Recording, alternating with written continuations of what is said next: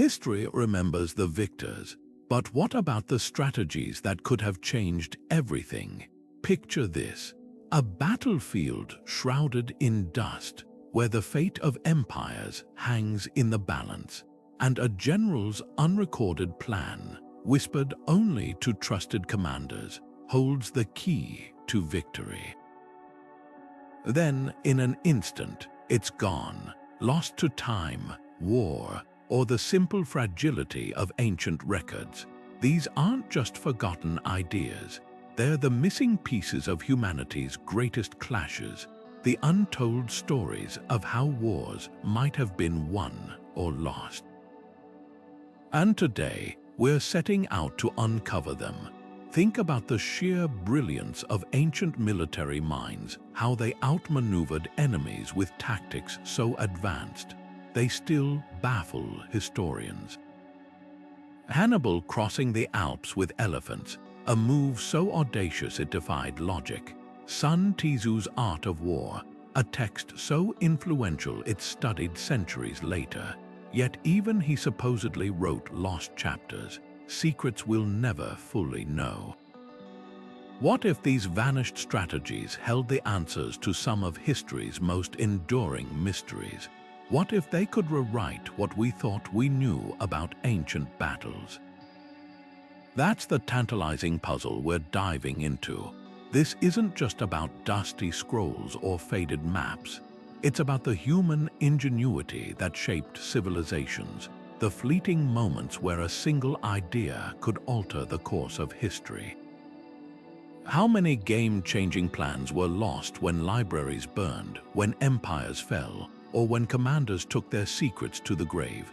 We'll trace the clues left behind, the cryptic references in old texts, the battles that don't quite add up, the tactics that seem to appear out of nowhere. Together, we'll piece together the fragments of these lost strategies and ask the big questions. Why did they disappear? And what would history look like if they hadn't? Strap in, because this journey through the shadows of ancient warfare is about to reveal surprises you never saw coming. War has always been as much about information as it has been about strength, and that's why so many ancient strategies slipped through the cracks of history. Imagine a conqueror standing over the ruins of a defeated enemy's capital, ordering every scroll, every map, every record of their military tactics to be tossed into the flames. This wasn't just vengeance, it was a calculated move to erase their enemy's intellectual legacy, ensuring no one could ever use those strategies against them. The Romans were masters of this. When they crushed Carthage, they didn't just salt the earth, they systematically purged Carthaginian military texts, leaving Hannibal's genius shrouded in mystery. The Persians did the same, rewriting history to glorify their own victories while burying the tactics of their rivals. But it wasn't always deliberate. Time itself was an enemy. Papyrus crumbled, wax tablets melted, and oral traditions faded with the voices that carried them. Think of the Library of Alexandria, that great beacon of ancient knowledge, where countless military treatises likely turned to ash in an instant. Historians still debate whether its destruction was accidental or orchestrated, but the result was the same: a black hole in our understanding of ancient warfare. Even the most meticulous records like Sun Tzu's missing chapters or the whispered battle plans of Genghis Khan were at the mercy of decay, chaos, and the simple fragility of human memory. Yet today, we're piecing together the puzzle. Archaeologists sifting through desert sands have uncovered fragments of clay tablets detailing Assyrian siege tactics. Infrared imaging is revealing faded ink on recycled parchment, exposing Roman marching orders once thought lost forever. And in a twist of irony, some of the best clues come from the victors themselves, scattered boasts in inscriptions, or offhand remarks in chronicles that hint at the strategies they feared enough to erase. Every recovered fragment is a window into what might have been, a chance to hear the echoes of long-silenced generals. The story of these lost plans isn't just about what vanished, it's about what's still waiting to be found. Hannibal's victory at Cannae is etched into military history as a masterpiece of encirclement, a tactic so devastating it's still studied today. But what if that was just one page from a much larger playbook? Ancient sources whisper about other strategies Hannibal devised, plans so cunning they never made it into the records. The Greek historian Polybius hints at a personal memoir Hannibal wrote late in life, a treasure trove of tactical wisdom lost when the general fled into exile. Imagine what those scrolls might have contained: siege innovations for cities that withstood him, contingency plans for battles never fought, even diplomatic maneuvers to turn Rome's allies against them. These weren't just notes, they were the accumulated brilliance of a man who outthought empires. The silence around Hannibal's later campaigns speaks volumes. After Cannae, his movements become harder to track, his victories less decisive. Some historians argue this wasn't just exhaustion or dwindling supplies, it was the loss of his own strategic framework. Without fresh troops or reliable allies, Hannibal relied on adaptability, improvising with local knowledge and psychological warfare. But what if he'd left behind detailed instructions for his lieutenants? Scraps of correspondence suggest he trained officers in his methods, yet none of these teachings survived Carthage's destruction. When Rome finally burned the city in 146 BCE, they didn't just demolish buildings, they erased an entire school of military thought. The perishability of ancient media played its part too. Carthaginian libraries stored texts on papyrus, vulnerable to humidity and flame, while Roman historians had every reason to downplay their greatest adversary's intellect. Even Hannibal's famous Alpine crossing with elephants survives only through Roman accounts, likely sanitized to make the feat seem reckless rather than revolutionary. Modern archaeologists have found tantalizing clues: a Greek merchant's letter mentioning the Carthaginians' books, a fragmentary tablet in Spain referencing Hannibal's stratagems, but the full picture remains just out of reach. Perhaps the greatest tragedy isn't that we lost Hannibal's strategies, but that we'll never know how close he came to rewriting history. We know Sun Tzu's The Art of War as the ultimate guide to strategy, a text so timeless that modern generals still quote it. But what if the version we have is just the tip of the iceberg? Ancient Chinese historians drop tantalizing hints about lost chapters, secret writings that delve deeper into the shadows of warfare.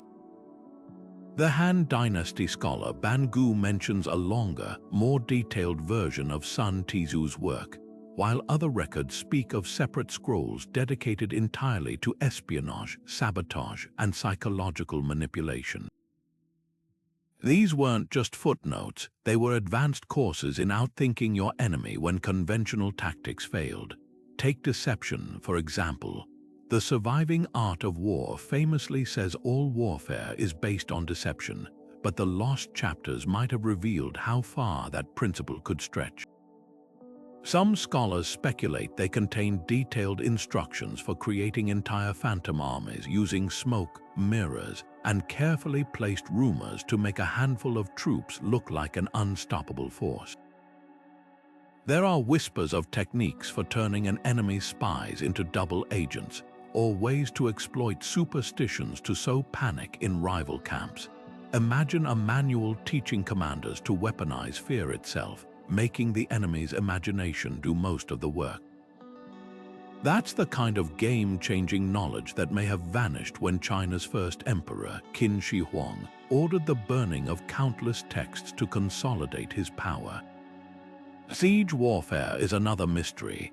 The existing text briefly mentions cutting off supply lines, but recovered fragments from later military treatises reference Sun Tzu's 7 methods for reducing a fortress without assault, strategies so effective they were supposedly banned during periods of peace. Modern historians, piecing together clues from scattered sources, suggest these could have included everything from poisoning water supplies to tunneling operations designed to collapse walls from within. There's even a controversial theory that Sun Tzu explored early forms of biological warfare, using diseased animals to weaken garrisons.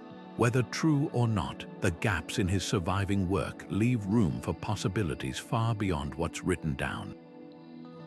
The real tragedy is how much context we've lost. Sun Tzu didn't write in a vacuum. His strategies were refined through blood and experience. Yet many of the battles that shaped his thinking are now just vague references in crumbling texts. Some scholars argue his lost chapters could have bridged the gap between theory and practice, offering case studies of his actual campaigns. Without them, we're left with profound principles but few concrete examples of how they played out on the battlefield. It's like finding a recipe book without knowing how the dishes should taste. Today, historians and military analysts comb through ancient commentaries, trying to reverse engineer what might have been in those missing pages, but the truth may forever remain one of history's most intriguing what-ifs. Alexander the Great conquered an empire stretching from Greece to India, yet some of his most brilliant strategies may have died with him. His campaigns were masterclasses in speed, surprise, and adaptability, like the night assault on Tyre, where he built a causeway to breach the island city's defenses, or the psychological warfare at Gaugamela, where he lured Darius into overextending his forces. But what about the plans that never made it into the history books? Ancient sources mention Alexander's personal battle diaries, detailed scrolls where he recorded observations, terrain analyses, and contingency plans for every engagement. The Roman historian Arrian references these writings, describing them as so precise they could predict enemy movements days in advance, yet not a single page survives today. The fate of these scrolls is tangled in the chaos that followed Alexander's death. His generals, the Diadochi, were more focused on carving up his empire than preserving his legacy. Ptolemy, who seized Egypt, likely had access to the original records. Some scholars believe he used them to craft his own version of Alexander's campaigns, exaggerating his role while downplaying rivals. Others, like Seleucus and Antigonus, may have actively suppressed tactics they didn't want falling into enemy hands. Imagine the irony. The very strategies that built an empire were scattered, rewritten, or burned in the power struggles that tore it apart. Even Alexander's trusted scribe, Eumenes, reportedly carried critical documents with him until his execution, after which they vanished into the chaos of war. Then there's the mystery of the Indian campaigns, Alexander's least documented battles. Greek accounts describe advanced siege tactics against the Malian cities, where his troops scaled fortified walls using ingenious pulley systems, yet no technical diagrams survive. Local Indian texts mention the Yavana king's cunning machines, hinting at lost engineering knowledge. Some historians speculate Alexander's engineers developed portable bridge designs and modular siege towers, innovations that could have revolutionized warfare if they hadn't been lost during the grueling march home through the Gedrosian desert. The crumbling of his empire wasn't just a political fracture, it was a black hole for military innovation, swallowing techniques that might have reshaped ancient warfare for centuries. The greatest loss, though, may be Alexander's strategic philosophy. Unlike rigid traditional commanders, he constantly adapted, blending Macedonian phalanx tactics with Persian cavalry maneuvers and Himalayan guerrilla warfare. Later generals from Caesar to Napoleon studied his battles, but they only had fragmented accounts to work with. What if they'd had access to his personal notes on leadership under pressure, or his methods for maintaining morale across 11,000 miles of conquest? Today, archaeologists scour libraries from Venice to Uzbekistan for any trace of those original scrolls. knowing that even a single recovered page could rewrite our understanding of ancient warfare's most brilliant mind. Rome's legions didn't conquer half the known world through brute force alone. They had playbooks, detailed, methodical military manuals that turned farmers into formidable soldiers, yet most of these texts crumbled into history's dustbin. Take Frontinus, Rome's water commissioner who doubled as a tactician.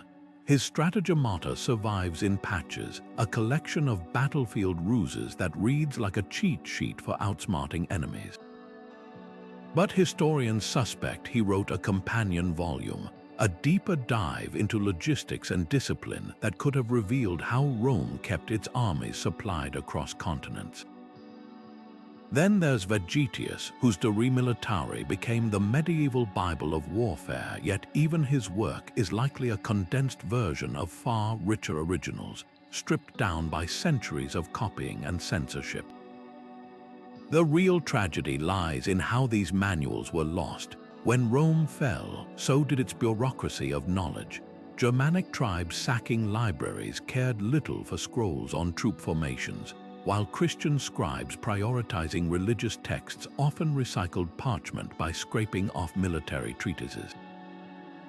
Imagine the irony, a monk in the 6th century unknowingly erasing siege diagrams to copy a psalm, leaving behind only ghostly traces of ink under ultraviolet light. Even the manuals that survived did so by accident. Vegetius's work endured partly because medieval knights romanticized Roman discipline, not because they grasped its full sophistication. But whispers of Rome's lost wisdom keep surfacing. In 2019, multispectral imaging on a palimpsest in a Vienna library revealed fragments of an unknown tactical text beneath a 9th century hymn. The recovered passages describe a rotating shield wall maneuver used in Dacia, a tactic not mentioned in any surviving source. Then there's the Oxyrhynchus papyri in Egypt, where archaeologists found a scrap listing the 18 drills of the legion, 12 of which are completely unfamiliar to modern historians. Even Rome's enemies hint at what's missing.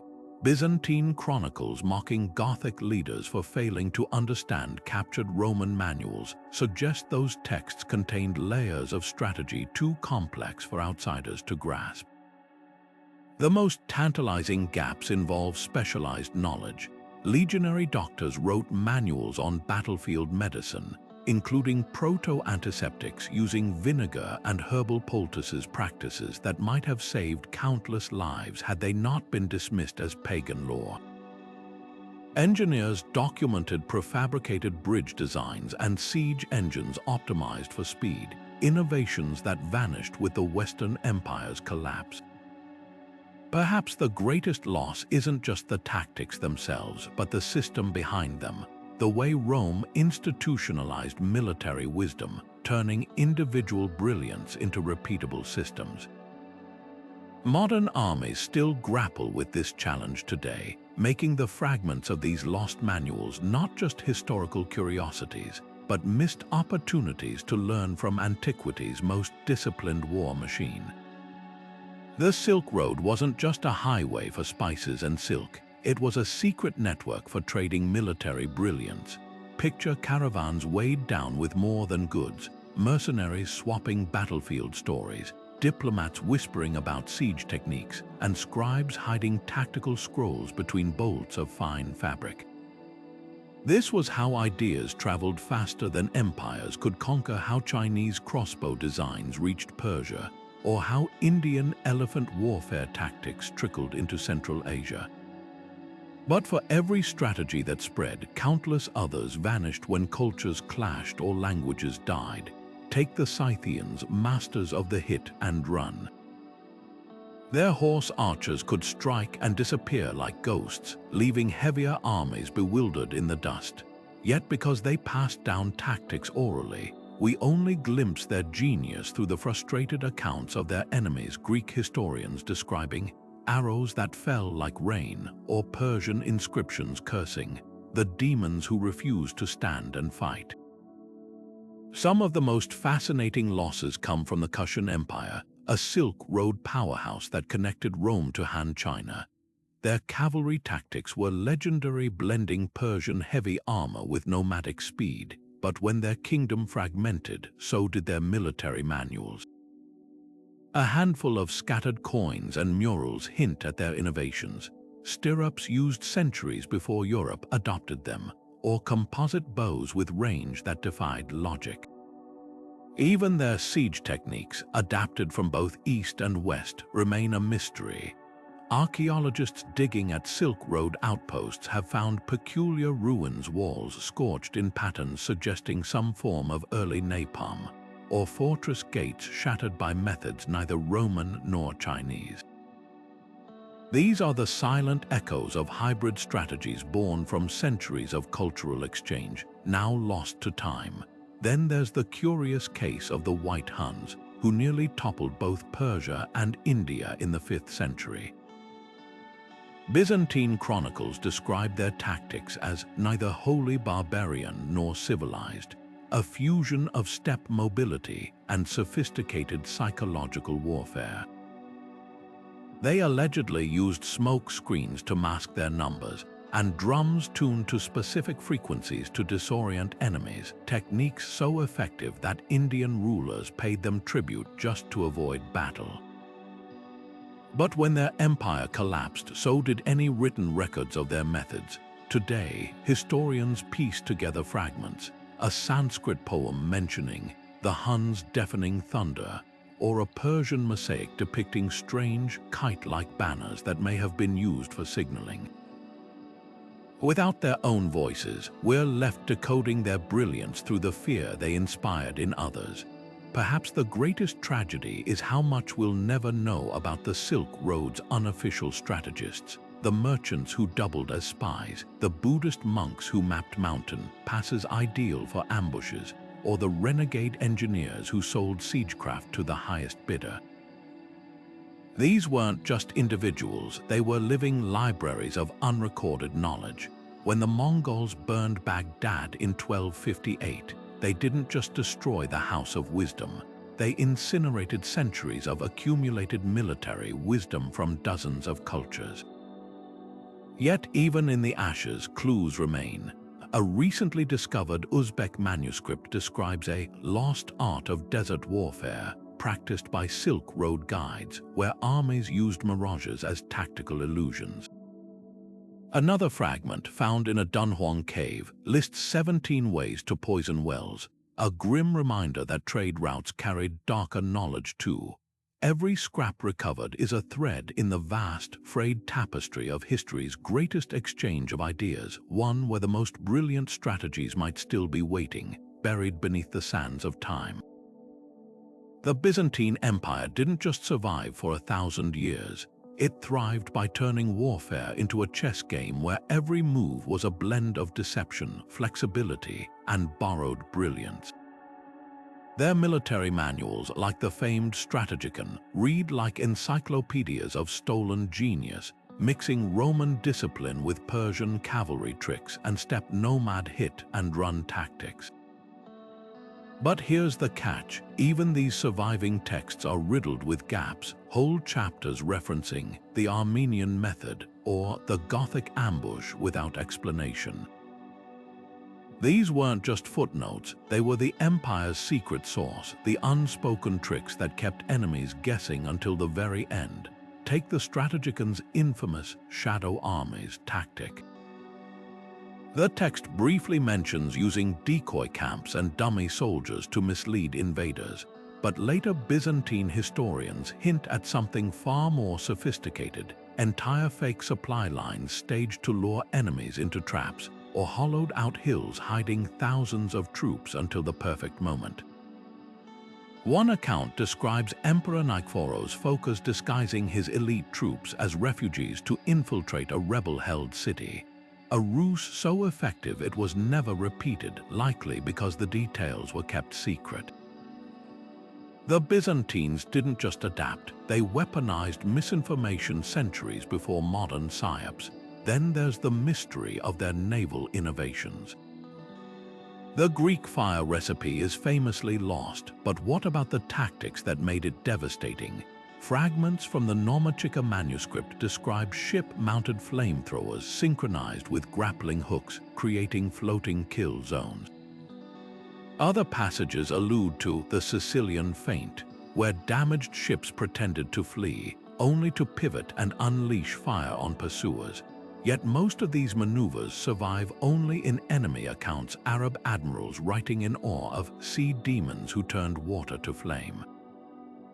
The Byzantines guarded their naval playbook so closely that when their empire finally fell, the secrets may have died with the last fleet commanders. Their decline only deepened the losses. As Constantinople's borders shrank, so did its military archives. Crusaders sacking the city in 1204 reportedly burned armories stuffed with scrolls, mistaking tactical diagrams for pagan relics. Later emperors, desperate for cash, sold off libraries to Italian merchants, entire treatises on siege defense, ending up as wrapping paper for Venetian spices. But the real tragedy might be the unwritten knowledge, the gestures, signals, and instinctive rhythms drilled into generations of soldiers. A single line in a Macedonian-era manual mentions the silent advance of the Thessalians, a nighttime maneuver so precise it required no verbal orders. Without living veterans to demonstrate, we're left guessing how such feats were even possible. Yet traces linger in unexpected places. Armenian chronicles describe Byzantine scouts using polished shields to send coded messages across valleys, an early form of optical telegraphy. Georgian monks preserved fragments of a cavalry manual detailing how to train horses to charge at the smell of smoke, a trick used against Turkish archers. Even the Ottomans, who finally conquered Constantinople, adopted Byzantine garrison strategies so effective they were still in use 3 centuries later. The empire's true legacy isn't just what we've lost, but how its ghost tactics still whisper through military history, reminding us that the best strategies sometimes leave the faintest footprints.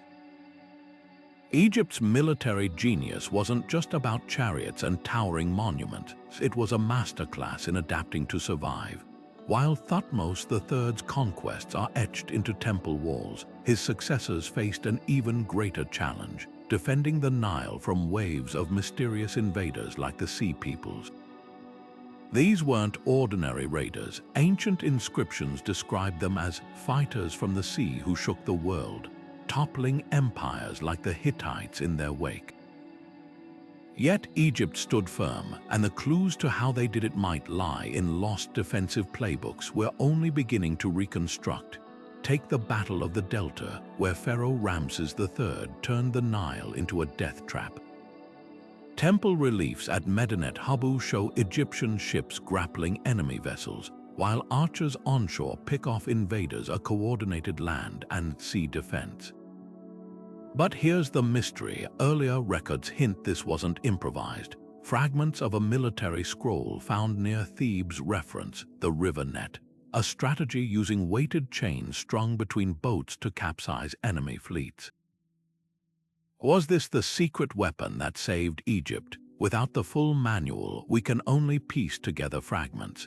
Later Greek historians like Herodotus mention Egyptian sailors training with water tricks, suggesting entire schools of naval warfare knowledge that vanished when libraries crumbled. The real enigma is how Egypt's later defenses became so sophisticated. Archaeologists digging at border forts like Tijaru have uncovered something startling: layers of walls built at odd angles, designed to funnel attackers into killing zones. These aren't the straightforward ramparts of earlier dynasties, they're geometric puzzles, proof that someone was refining defense tactics in ways we don't fully grasp. A single papyrus scrap from the 20th dynasty lists the 7 gates of confusion, a defensive system using mirrored gates and false passages to disorient invaders. Imagine the brilliance behind this. turning architecture into psychological warfare centuries before medieval castles adopted similar tricks. Then there's the silent role of diplomacy. While pharaohs boasted of crushing enemies, their archives reveal a subtler strategy playing rival groups against each other. A cache of letters from Amarna shows Egyptian agents bribing Libyan chieftains to attack the Sea People's rear lines, buying time to fortify the delta. This wasn't just brute force, it was geopolitical chess with moves so carefully calculated that modern analysts still study them, but the manuals teaching these tactics. Likely stored in the royal archives of Pi-Ramses, a city whose ruins lie under meters of Nile silt, taking its secrets with it. Perhaps the greatest loss is the knowledge of Egypt's military engineers. The same minds who aligned pyramids with stars also designed defenses that held for centuries. A recently decoded ostracon from Deir el-Medina describes a wind trap, a series of trenches and baffles that used desert winds to blind approaching armies with sand. Another mentions the voice of Amun, acoustic tricks that made temple walls amplify defenders' chants, unnerving attackers. These weren't just gadgets, they were applications of deep scientific understanding repurposed for war. When Persia finally conquered Egypt in 525 BCE, they reportedly shipped entire libraries of military texts to Susa, scrolls that may have molded away in some forgotten storeroom, their wisdom turned to dust. What makes these losses so haunting is how close we've come to recovering them. Infrared scans on reused mummy wrappings have revealed snippets of garrison logs, while a farmer's accidental discovery in Fayum unearthed a cache of letters between border commanders. Each scrap hints at a system far more nuanced than we ever imagined, and one where scribes meticulously documented enemy movements, where fortress designs evolved based on captured spies' interrogations, where the Nile itself was weaponized. The pharaohs didn't just build tombs, they built a legacy of resilience, and somewhere in the desert sands, their full brilliance may still lie buried. Carthage's naval dominance wasn't just about superior ships, it was a symphony of innovation, trade secrets, and psychological warfare that made them the uncontested rulers of the Mediterranean. While Rome famously copied captured Carthaginian vessels to build its fleet, the true genius of their tactics vanished when Carthage fell. Ancient historians like Polybius give us glimpses. Their ships weren't just faster, they were designed to pivot on a dime, turning naval battles into deadly dances where Roman heaviness became a liability. But these accounts are frustratingly vague, like reading the last page of a manual and missing the instructions. Marine archaeologists have become detectives of the deep, piecing together clues from sunken wrecks off Sicily and Spain. One discovery changed everything. A Carthaginian warship's ram found near the Agadi Islands, its unique triple-blade design revealing why Roman ships kept splintering on impact. Then there's the Marsala wreck, a vessel so perfectly preserved its paint still showed the original color scheme, not just for glory, but to confuse enemies about a ship's size and distance in the heat of battle. These weren't just boats, they were floating illusions designed to outthink opponents before the first arrow flew. The real mystery lies in how they coordinated such complex maneuvers without modern signaling. Greek historians sneered that Carthaginian admirals used bird calls and smoke, but recent dives near Lilybaeum uncovered something astonishing. A lead tablet describing a coded flag system using combinations of colors and shapes, allowing entire fleets to shift formation in seconds. Compare that to Rome's crude trumpet signals, and you start to understand why Carthage held sway for centuries. Even their legendary harbor at Carthage was a tactical masterpiece, its circular design hiding the true number of ready ships from prying eyes, a psychological ploy to make enemies second-guess their every move. What truly haunts historians are the whispers of lost strategies too effective to survive.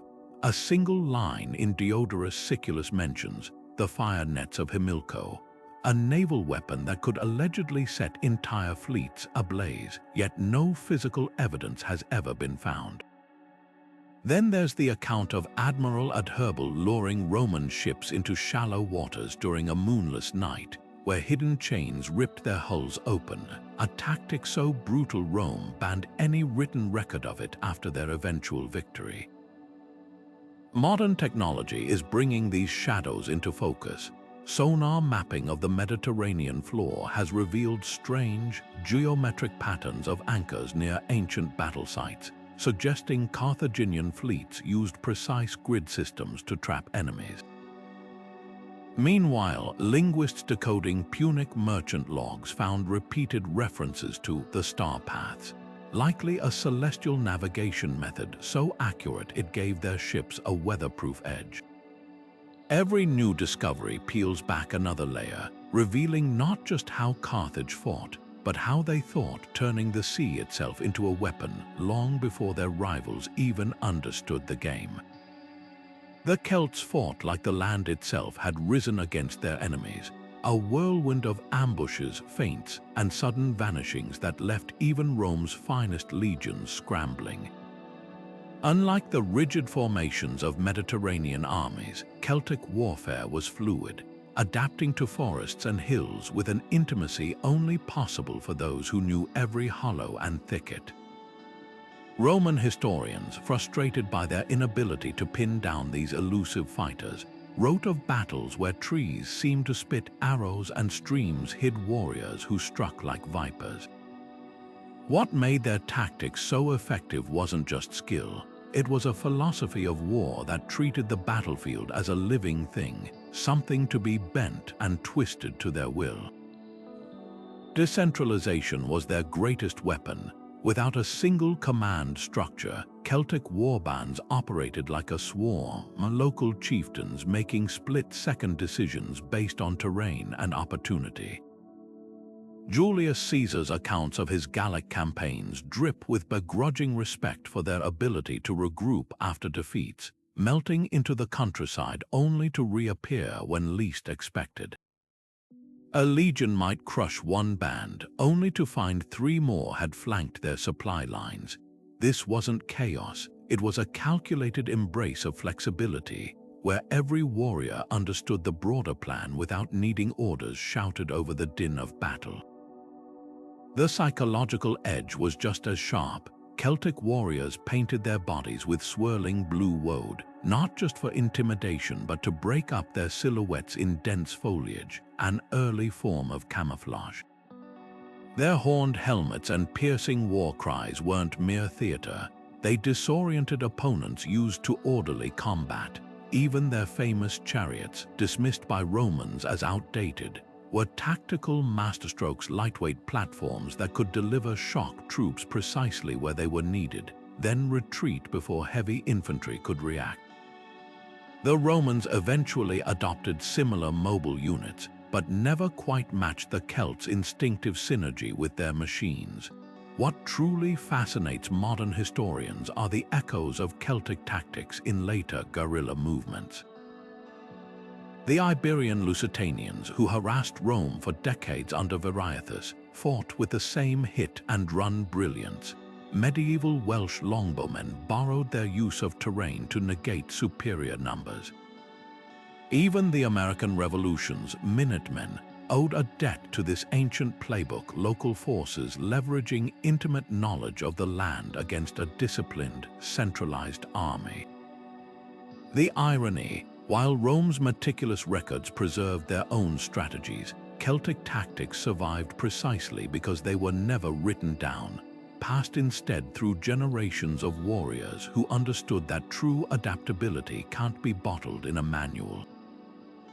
Archaeology is finally filling the gaps Roman bias left behind.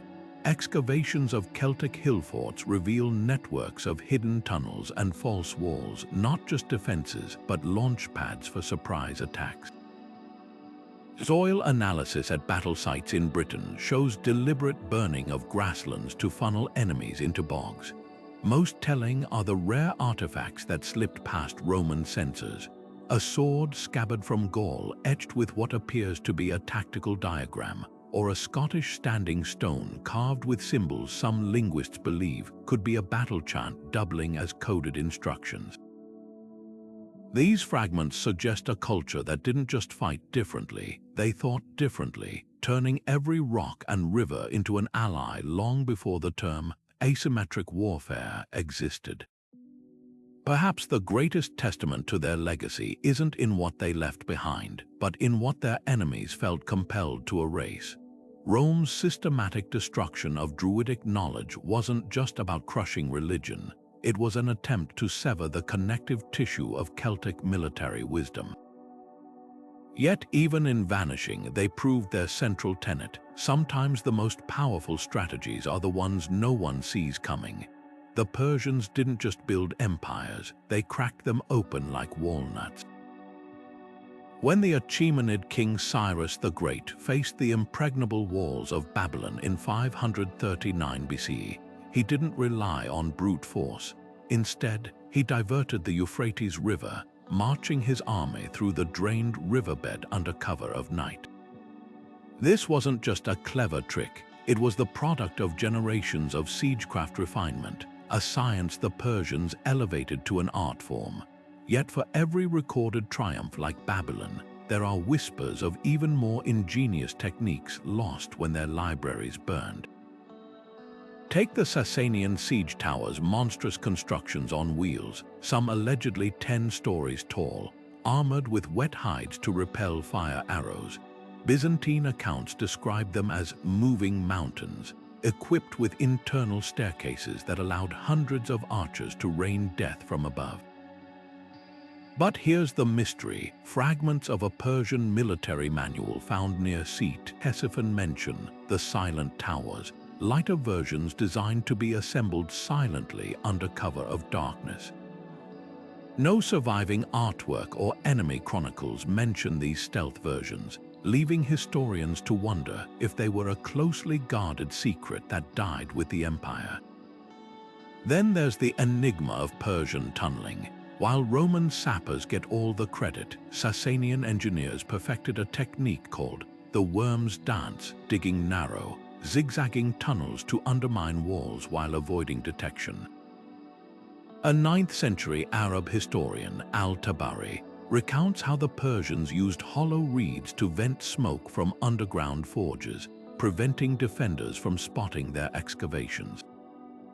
But the real genius might have been their use of acoustics. Clay pots embedded in tunnel walls acted as primitive sonar, alerting diggers to counter tunnels. This level of sophistication didn't just disappear, it was actively suppressed. After the Muslim conquest, Caliph Umar reportedly ordered all Persian siege manuals burned, fearing their knowledge could be turned against the new Islamic State. Psychological warfare was another Persian specialty. The Achaemenids pioneered the use of siege engines as propaganda, constructing massive battering rams shaped like mythical beasts to terrify defenders. One account from the Siege of Tyre describes Darius III's engineers building a ram with a roaring mechanism that mimicked a lion's cry, panicking the city's mercenaries. The Sasanians took this further, employing early forms of chemical warfare, burning sulfur and pitch to create choking fumes, or catapulting beehives over walls to incite chaos. These tactics were so effective that the Byzantines later adapted them, yet the original Persian treatises detailing their development are gone, surviving only as footnotes in Greek translations. Perhaps the greatest loss was their mastery of logistics. Persian siege camps weren't just temporary bases, they were miniature cities with prefabricated bridges, mobile forges, and even underground granaries to withstand prolonged blockades. A single clay tablet from Persepolis lists the 7 necessities for besieging a fortress, including something called the sand that drinks water, likely an absorbent material to dry up moats. Without the full manuals, we're left guessing how they coordinated such complex operations across vast distances. Later Muslim armies inherited fragments of this knowledge, but the systematic brilliance behind it, the way Persian engineers could calculate a wall's weak point by the angle of its shadow, or predict a city's surrender date based on grain supplies, faded into legend. The cruel irony, some of Persia's most advanced techniques might have survived in the unlikeliest places. Armenian monks preserving ancient texts accidentally saved diagrams of Sasanian trebuchets, while Chinese records from the Tang dynasty describe Western wall breakers that match Persian designs. Even the Vikings, through their trade routes, may have borrowed Persian-inspired siege tactics. Archaeologists have found Norse axes with metallurgical patterns identical to those from Sasanian armories.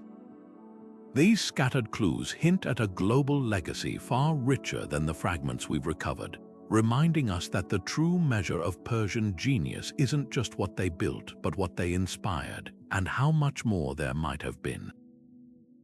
Kautilya's Arthashastra is often called the ancient world's manual of realpolitik, a coldly calculated guide to conquering empires and crushing dissent. But between its detailed passages on espionage and economic warfare, there's a glaring gap. Where are the secrets of breaking an enemy's will before the first arrow flies?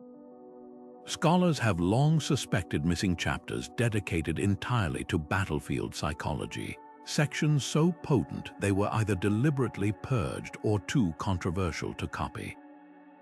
The surviving text drops tantalizing hints, like advising kings to harvest the enemy's fear like ripe grain, but the real meat, the methods, are conspicuously absent. Consider the eerie parallels in later Indian warfare. The Gupta Empire's chronicles describe armies using ghost drums, instruments tuned to mimic the wails of the dead to terrify opposing troops.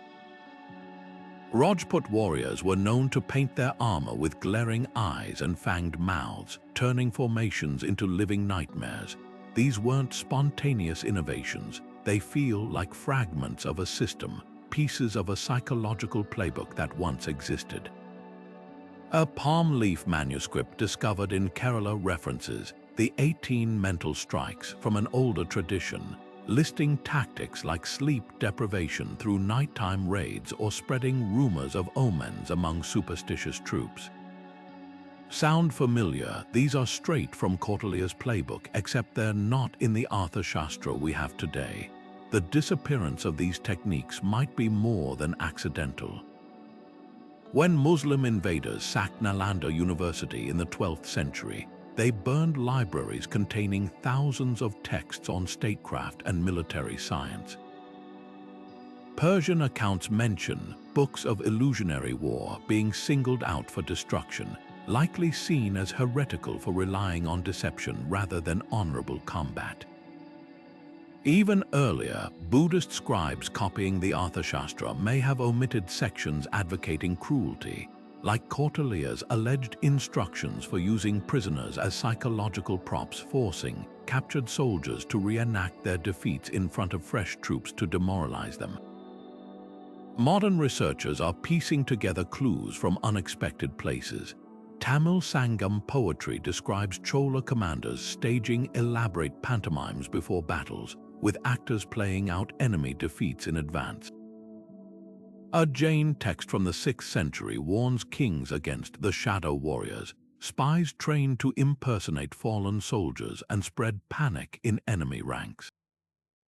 These scattered references suggest Kautilya's lost chapters didn't just cover basic intimidation, they systematized it, turning fear into a precision weapon. Imagine manuals detailing how to exploit cultural taboos, or how to time attacks to coincide with astrological omens the enemy believed in. The real tragedy is how much we've lost of this cerebral approach to war. European strategists like Machiavelli are often credited with pioneering psychological manipulation, but Kautilya likely wrote about it over 1,000 years earlier. His missing sections could have revealed how ancient Indian generals weaponized everything from weather patterns to religious festivals, crafting battles where perception was as lethal as steel. For now, these strategies live on only in fragments, whispers of a time when war wasn't just fought on the field, but in the mind. King Mithridates VI didn't just fear poison, he weaponized it. The Pontic ruler's obsession with toxins began young, after surviving an assassination attempt that left him distrustful of every cup and plate. But what started as paranoia became his greatest tactical edge. By the time Rome set its sights on his kingdom, Mithridates had turned poison into an art form, crafting unthinkable strategies that blurred the line between alchemy and warfare. His most infamous creation, Mithridatum, a legendary antidote blending over 50 ingredients, designed to make him immune to known venoms. Yet the real marvel wasn't just his personal protection, it was how he flipped the script, using toxins as tools of psychological domination. Roman chroniclers tell of battles where Pontic arrows dripped with the burning death, a compound so potent it could kill through mere skin contact. Sieges became nightmares when defenders catapulted beehives smeared with toxic resins into enemy camps. But the most chilling accounts describe Mithridates' gifts, elaborately crafted boxes sent to rival commanders, their locks rigged to release deadly vapors when opened. These weren't just murders, they were calculated demonstrations of his ability to strike anywhere, turning even moments of triumph into traps. Rome's eventual victory came with a dark footnote: orders to burn every scroll on Mithridates' poisoncraft, ensuring no one could replicate his methods. Modern science is now piecing together what Rome tried to erase. Archaeologists analyzing residue on Pontic arrowheads near the Black Sea found traces of aconite and snake venom, a cocktail capable of bypassing leather armor. Botanists studying Mithridates' former territories have identified rare plants matching descriptions in fragmented Greek texts, species that could paralyze or induce hallucinations when distilled. The most tantalizing clue came from a 1st-century medical text found in Constantinople, referencing a Pontic fire paste that clung to skin and resisted water, possibly an early form of chemical incendiary. The real breakthrough may lie in reconstructing Mithridatum itself. Historians long dismissed the antidote as myth until a 2018 study analyzed ancient Persian and Armenian antidote recipes, finding startling overlaps with Mithridates' purported formula. Activated charcoal, crushed vipers, and minute doses of arsenic formed a crude but effective protective cocktail, priming the liver to neutralize toxins. Some researchers even speculate the mix included immunizing agents, a primitive form of vaccination centuries before Jenner. What makes these discoveries so unsettling is how advanced they were for their time. Mithridates wasn't just mixing poisons, he engineered delivery systems, from hollow rings filled with venom to siege engines that vaporized toxins with heat. His tactics anticipated modern biowarfare by 2 millennia, turning nature's deadliest creations into precision instruments of terror. The irony: Rome's attempt to erase his knowledge only amplified its legend, leaving us to wonder how much more he might have perfected if given time. Today, as scientists decode these ancient recipes, we're not just uncovering lost tactics, we're glimpsing a shadow history of warfare, one where the deadliest weapons were whispered secrets rather than swords. Africa's military history is a tapestry woven with threads of ingenuity and resilience, yet so much of it remains hidden beneath the sands of time. Take the Nubian archers, legendary for their precision and feared by the armies of Egypt and Rome alike. These warriors didn't just shoot arrows, they mastered the art of the ambush, using the desert's harsh terrain to vanish like mirages after striking.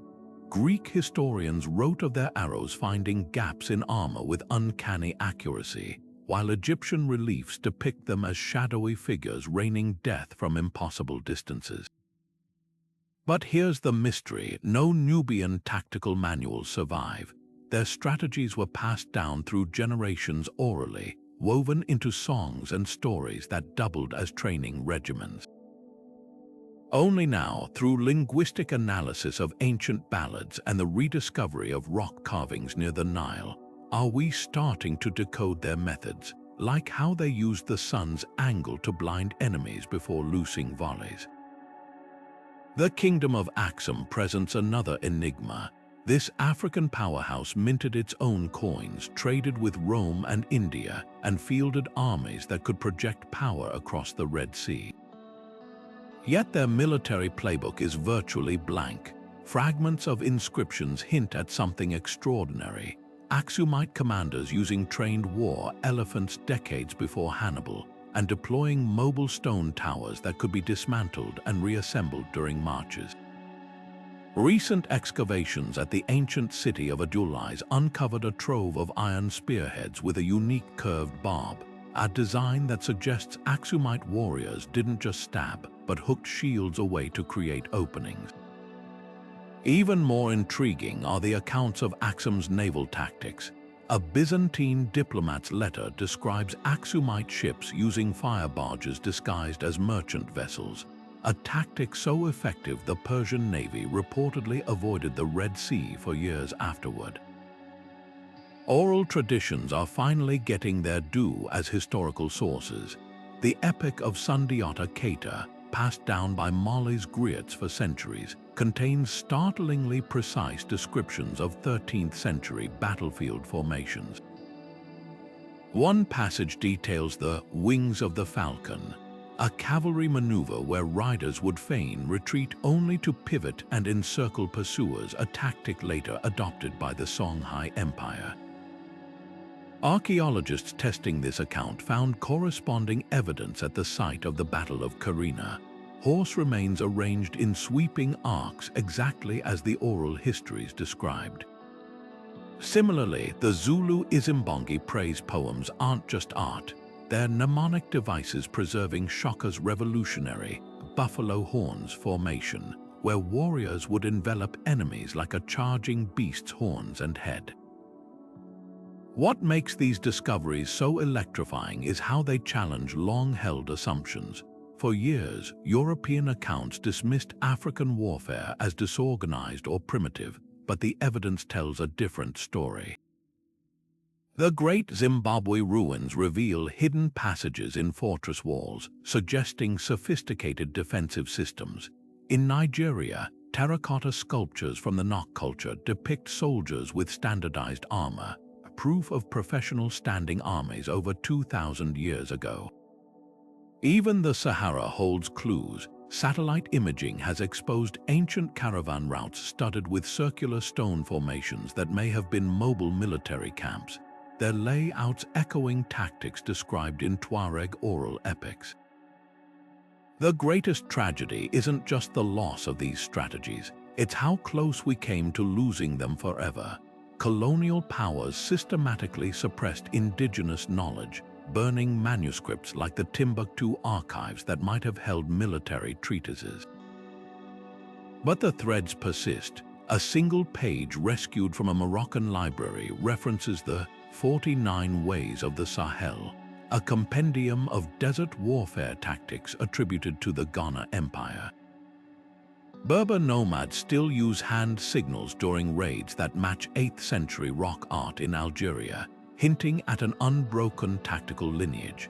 Every fragment recovered is a revolt against historical erasure, a chance to hear the whispers of generals and warriors who shaped continents but were written out of their own stories.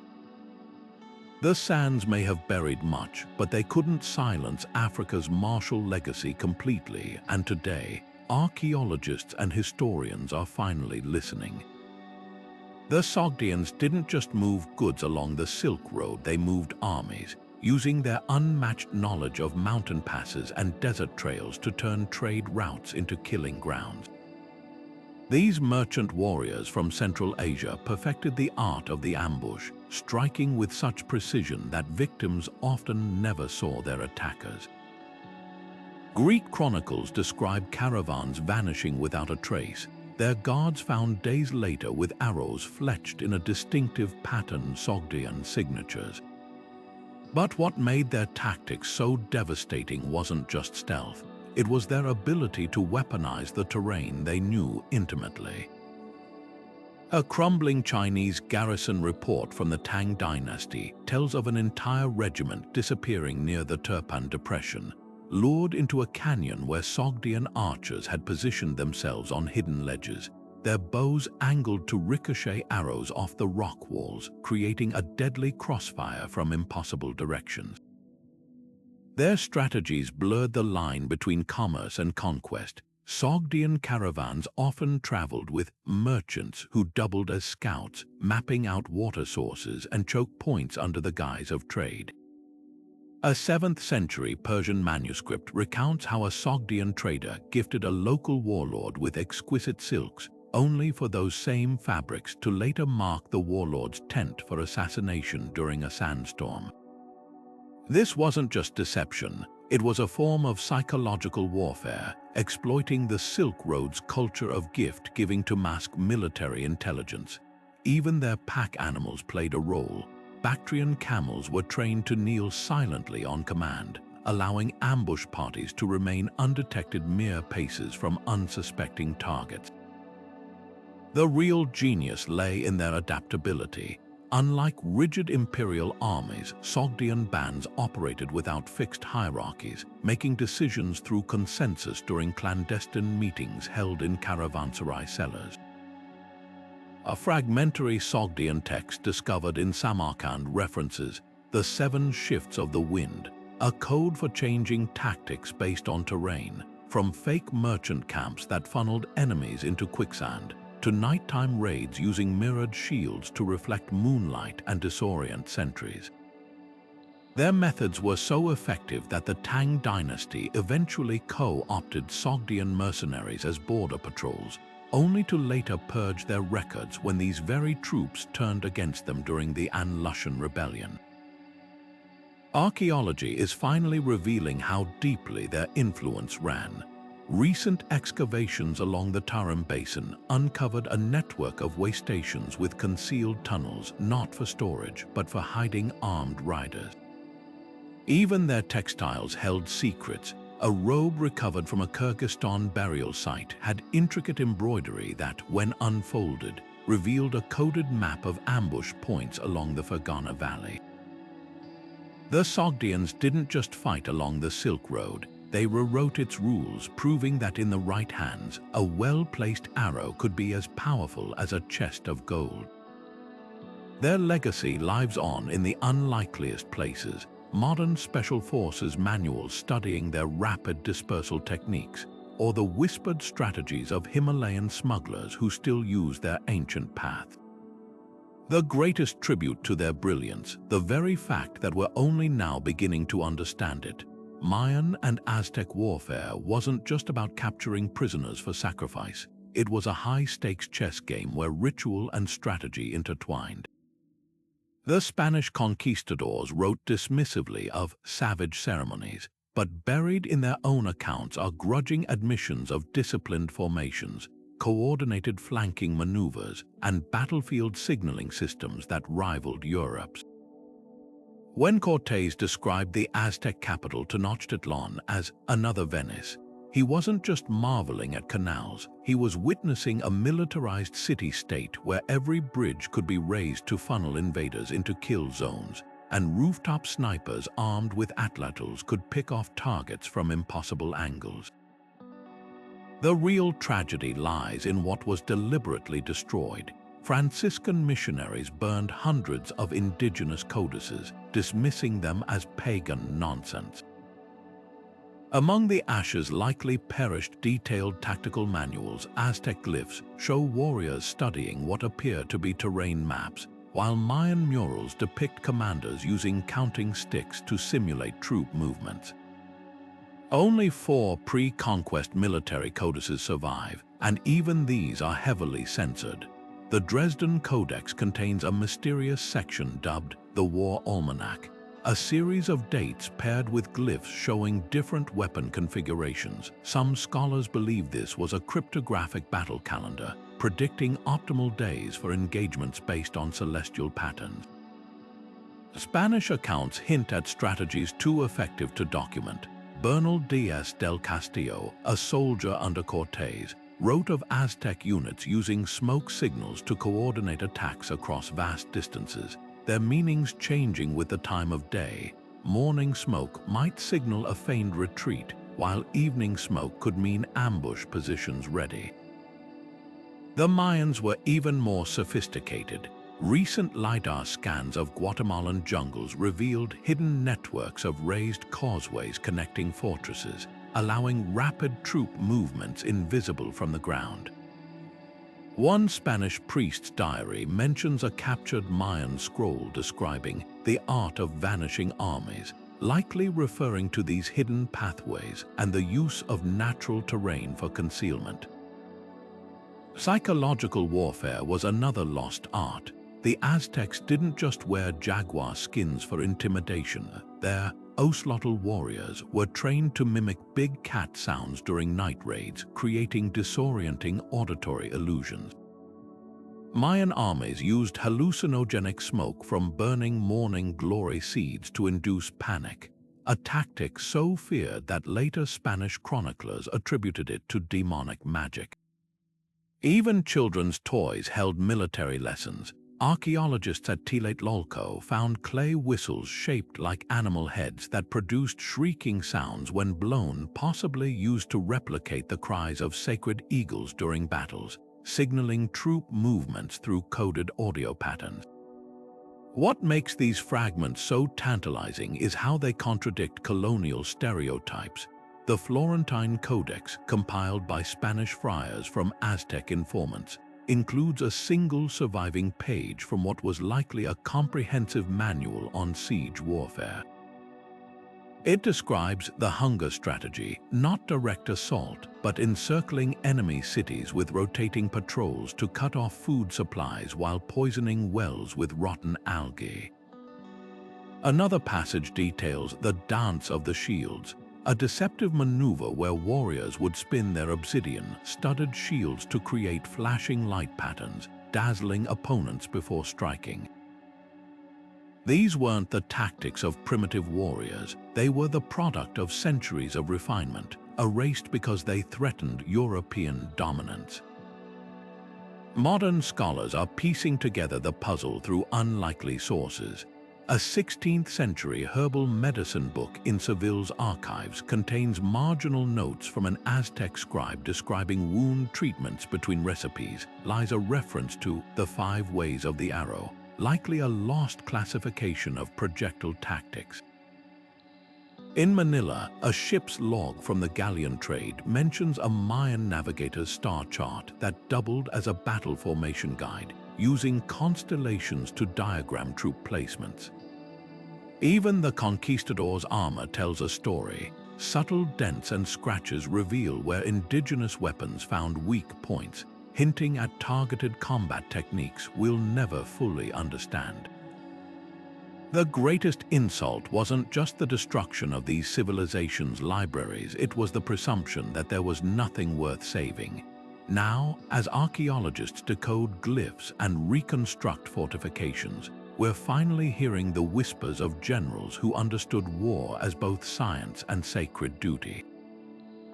Greek mercenaries didn't just sell their swords, they sold an entire philosophy of war. From the deserts of Persia to the banks of the Nile, these battle-hardened fighters became the most sought-after military consultants of the ancient world, yet their personal training methods remain one of history's best-kept secrets. Unlike the rigid hoplite formations of city-states, mercenary bands developed fluid, adaptable tactics honed across countless battlefields.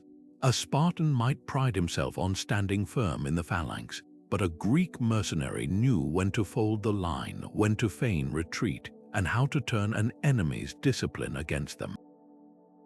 Their manuals weren't etched on temple walls, they were carried in the minds of grizzled veterans, passed down in campfire whispers and brutal practical lessons. The real mystery is why these techniques vanished. After all, Greek mercenaries trained some of history's most formidable armies. Xenophon's 10,000 famously fought their way out of Persia using adaptive tactics that baffled their enemies, while Carthaginian generals hired Greek drill masters to harden their troops before facing Rome. Even Egypt's pharaohs relied on Greek officers to modernize their forces, yet despite their influence, almost no standalone mercenary manuals survive. The fragments we have, like snippets from Aeneas Tacticus's How to Survive Under Siege, focus on defensive urban warfare, not the offensive strategies that made these fighters legendary. Part of the answer lies in the mercenary code. These weren't state soldiers bound by tradition. They were entrepreneurs guarding trade secrets. Training methods were proprietary, tailored to the terrain and enemy at hand. A scroll found in a Thessalian mercenary's tomb hints at this. It diagrams 6 different spear formations for mountainous terrain, each with annotations in cryptic shorthand. Another clue comes from a recovered pay ledger in Sicily, listing bonuses for soldiers who mastered the Cypriot feint or the Thracian pivot, maneuvers now lost to time. These weren't just techniques, they were competitive advantages carefully shielded from rivals. The bigger tragedy was deliberate suppression. When Alexander's successors consolidated power, they systematically purged mercenary strongholds, seeing their independence as a threat.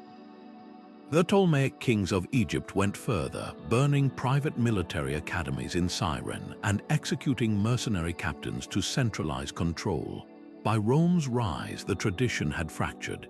Greek tactics were absorbed and diluted, their origins erased by empires eager to claim the credit. A telling detail survives in Plutarch's Life of Crassus, where a Parthian general mocks captured Roman officers for fighting by Greek rules, unaware those rules had been gutted of their deepest innovations. Modern archaeology is piecing together fragments of this lost legacy. Chemical analysis on mercenary armor from Anatolia reveals unique alloy blends designed for flexibility over pure defense, proof they prioritized mobility. In Jordan, a cave hideout yielded clay tablets describing timed withdrawal drills, showing how mercenaries turned retreat into a weapon. Most revealing are the battlefields themselves. At Cunaxa, where Xenophon's men faced the Persians, soil patterns suggest they used staggered skirmish lines centuries before Rome adopted the tactic. Every clue points to a system far more sophisticated than the rigid hoplite warfare we associate with ancient Greece, a system built on pragmatism, adaptability, and the hard-won wisdom of soldiers who fought not for glory but for survival. The mercenaries' true legacy might lie in what they didn't write down. Their greatest weapon wasn't a formation or a maneuver, it was the ability to read a battlefield like a merchant reads a market, spotting weaknesses and shifting tactics in real time. That kind of genius resists manuals. It lives in the moment, dies with those who wield it, and leaves behind only echoes in the accounts of bewildered enemies. Today, as historians cross-reference Persian battle poetry with Greek mercenary graffiti in Egypt, we're finally beginning to hear those echoes, faint but unmistakable, whispering across 2,000 years. The Battle of Carrhae wasn't just a military disaster, it was a black hole that swallowed an entire Roman legion. When Crassus's army marched into Parthian territory in 53 BC, they expected an easy victory. Instead, they met a storm of arrows and cataphracts, their formations shattered by hit-and-run tactics they couldn't counter. Tens of thousands died, and 10,000 more were captured alive.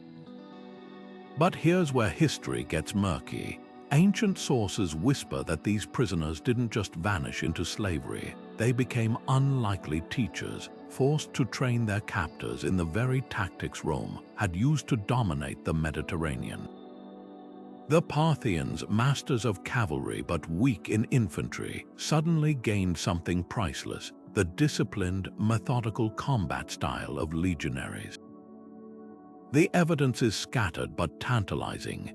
A 1st century BC coin minted in Parthia shows soldiers carrying rectangular shields and javelins uncannily similar to Roman equipment. Chinese chronicles from the Han dynasty describe heavy-footed warriors from the west fighting for Parthian kings, using shield walls and organized retreats unfamiliar to steppe armies. Even more telling are the accounts of later Roman-Parthian clashes. At the Battle of Nisibis in 217 CE, historian Cassius Dio notes Parthian forces employing Roman-style trenches and testudo formations, tactics that would have been alien to their traditional warfare. How did these innovations appear if not through captured knowledge? Yet the trail goes cold after a few generations. By the time Rome and Parthia clashed again in any significant way, those hybrid tactics had faded. The reason might lie in the Parthians' own distrust of foreign influence. Their nobility, fiercely proud of their cavalry traditions, likely resisted fully adopting Roman methods. A recently deciphered clay tablet from Ctesiphon complains of Western drills corrupting young riders' spirits, suggesting cultural pushback. There's also the logistical challenge. Maintaining legionary-style infantry required supply systems and training grounds the Parthian Empire wasn't built to sustain. Without the infrastructure of Roman roads and depots, the knowledge may have simply withered. The real mystery isn't whether the Parthians learned from Crassus's men, it's what happened to that knowledge next. Some historians speculate it didn't disappear entirely, but diffused eastward along the Silk Road. A 3rd century Kushan fresco in modern-day Afghanistan depicts infantry using shields and short swords in distinctly Roman fashion, while Sogdian mercenary contracts reference the turtle formation as a premium skill.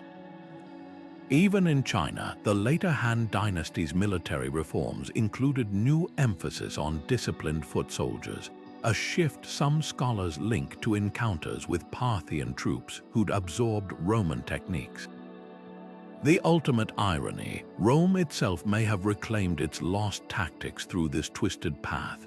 When Emperor Trajan invaded Parthia in the 2nd century CE, his officers wrote of facing enemies who fought like mirror images of ourselves.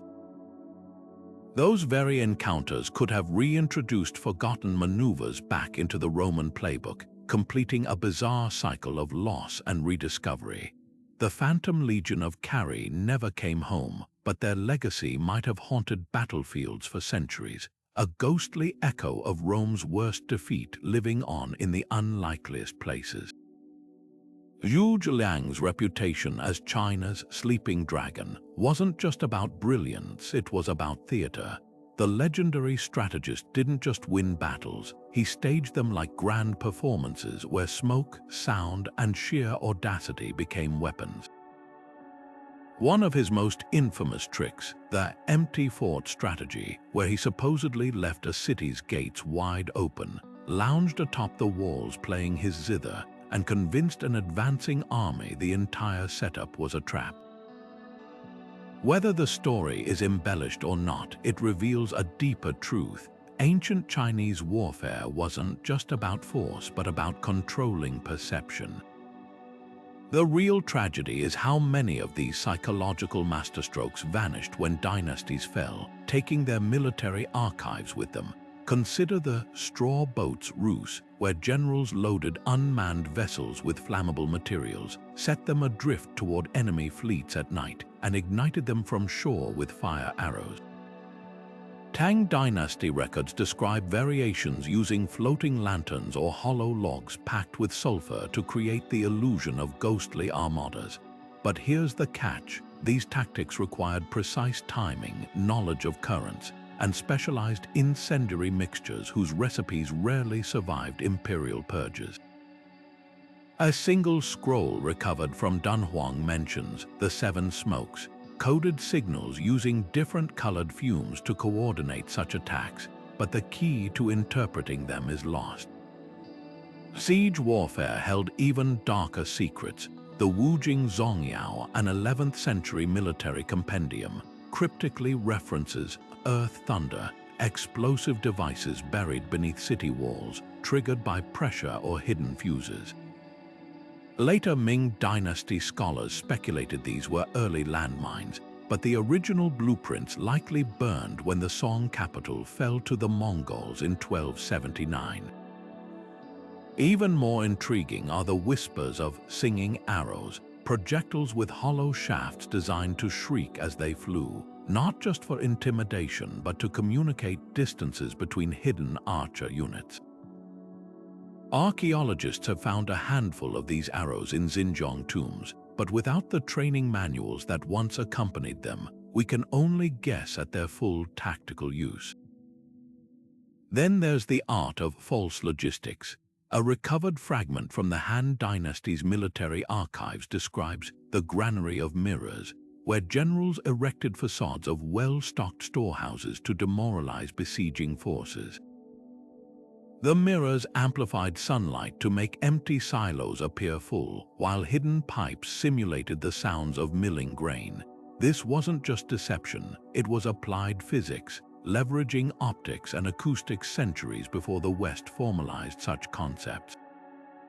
Yet when the Han collapsed, these innovations were dismissed as trickster lore by later dynasties, their underlying principles forgotten until modern experiments recreated their effects. The greatest losses might be the unrecorded stratagems, the tricks too effective to commit to paper. Folktales hint at generals disguising entire battalions as refugees, their weapons hidden in bundles of firewood. Court historians mention the shadow drummers, units trained to mimic the sound of marching armies from distant hills, luring enemies into ambushes. Even weather became a weapon. Tang generals allegedly timed attacks to coincide with seasonal sandstorms, using the chaos to mask troop movements. These weren't just tactics, they were a philosophy of war that treated the environment, the senses, and even superstition as tools to be wielded. Why did so much vanish? Blame China's cyclical dynastic collapses. Each new regime purged the old elite, often burning their libraries to legitimize their rule. The Qin dynasty's infamous book burnings targeted military texts especially, fearing rival warlords might use them. Later, the Mongols dismantled Song-era academies where strategic knowledge had been systematically curated. By the time Ming scholars tried to reconstruct these arts, they were working with fragments like trying to reassemble a shattered vase with half the pieces missing. Yet traces linger in unexpected places.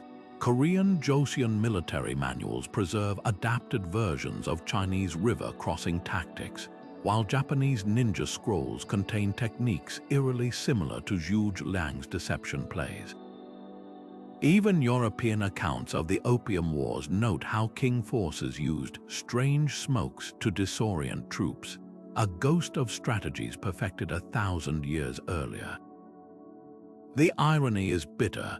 The very tricks that once made Chinese warfare so formidable became so thoroughly lost that later generations dismissed them as myth, only to rediscover through painstaking archaeology that the myths were once real. The real empty fort wasn't Zhuge Liang's city, it's the gaps in our understanding where history's most ingenious stratagems once stood. Nomadic horse archers didn't just ride, they became the storm itself, a blur of motion and precision that left empires trembling. The Huns and Mongols mastered this art, turning their ponies into extensions of their bodies, their arrows into whispers of death.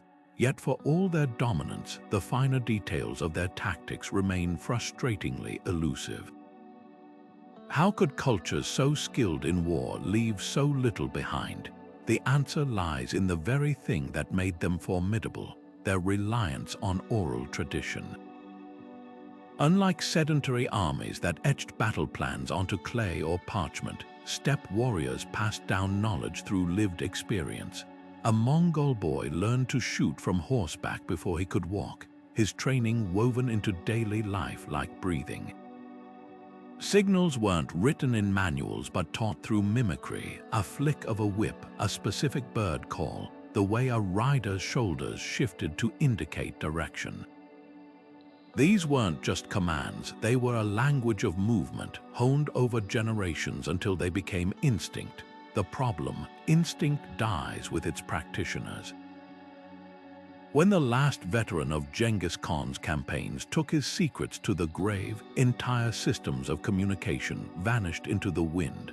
Archaeology offers glimpses of what was lost. Arrowheads found across Eurasia show staggering consistency in weight and balance, suggesting standardized production across vast distances, but no surviving records explain how this was coordinated.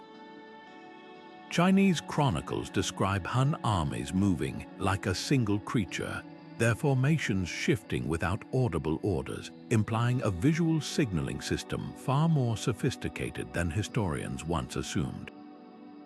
Recent excavations in Kazakhstan uncovered ceremonial horse armor adorned with metal discs. Some scholars believe doubled as heliographs, reflecting sunlight to relay commands across the chaos of battle. The Mongols took this further, developing a relay network of riders and smoke signals that could span continents, yet the specifics of their codes remain guesswork. Marco Polo wrote of colored flags used during sieges, each hue representing a different maneuver, but without a key to decipher them, we're left with half the puzzle. Even their famed feigned retreat tactic, which lured enemies into fatal traps, was more nuanced than chroniclers recorded. A Persian manuscript fragment mentions a variation called the wolf's turn, where riders would split into staggered lines, each group peeling away at predetermined intervals to create overlapping kill zones, a detail likely lost when Mongol libraries in Samarkand were torched. Why did oral traditions fail here? Because they required living chains of knowledge vulnerable to disruption. The Black Death didn't just kill people, it severed threads of cultural memory. Later empires, like the Manchus, absorbed Mongol tactics but sanitized them, stripping away the improvisational genius that made them lethal. By the time ethnographers reached the steppes in the 19th century, they found only echoes, old men recounting half-remembered stories, their hands tracing phantom maneuvers in the air. The real tragedy isn't just the loss of tactics, but the mindset behind them. These weren't rigid doctrines but fluid principles, adapted to terrain and enemy on the fly. A Hungarian scholar's diary from the 1600s records a Crimean Tatar explaining how his grandfather could read the grass like a map, knowing where to ambush by the way blades bent in the wind. Another account describes Kyrgyz hunters using eagle calls to coordinate without words, a skill that once decided battles. Such nuance rarely survives transcription. Today, historians scour unlikely sources for clues: Mongolian throat singing that mimics battlefield signals, or the precise angles of stirrups in burial sites, hinting at riding postures optimized for rapid turns. Each fragment is a whisper from a world where war wasn't fought by the book, but written in the moment on the land itself, in a language we're only beginning to decipher. The steppe's greatest weapon wasn't the bow or the horse, but a way of thinking that turned the horizon into an ally, and that, perhaps, is the hardest thing to preserve. Archimedes didn't just defend Syracuse, he rewrote the rules of warfare under siege. When Rome's fleet descended on the city in 212 BC, they expected a quick victory. Instead, they met a nightmare of fire, grappling hooks, and monstrous machines that seemed to defy physics itself.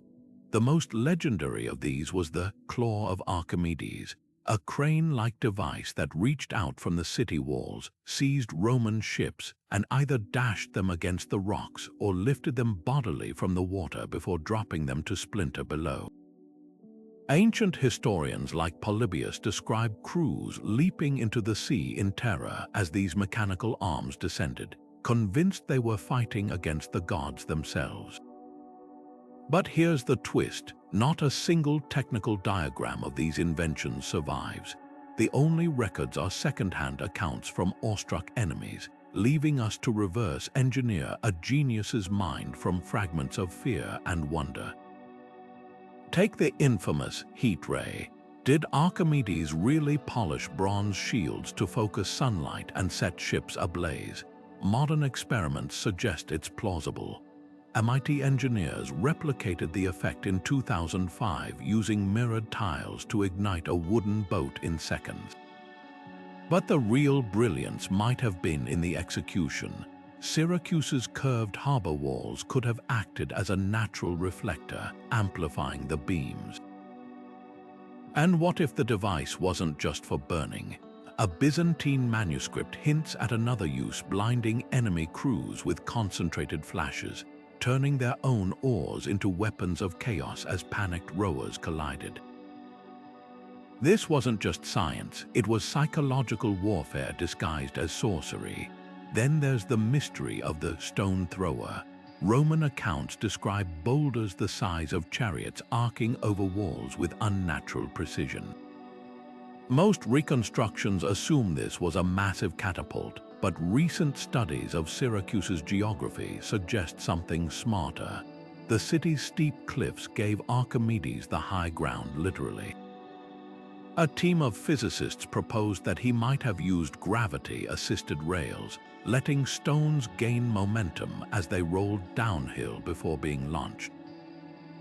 Think of it as an ancient particle accelerator, converting elevation into devastating kinetic energy. The same principle could explain the steam cannon, mentioned in later Arab texts, where sudden bursts of superheated vapor propelled projectiles with eerie silence. No creaking torsion ropes to betray their positioning. The true tragedy isn't just the loss of these machines, but the system behind them. Archimedes treated Syracuse's entire coastline as a single weapon. His defensive network likely included tide-powered alarms, hidden harbor chains to snag hulls, and even floating platforms that could shift position to confound attackers.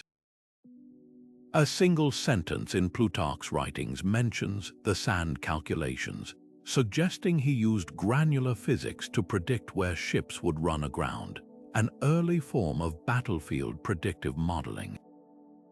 When the Roman general Marcellus finally took the city, he reportedly ordered Archimedes spared for his intellect, but a soldier's blade cut short history's greatest military engineer.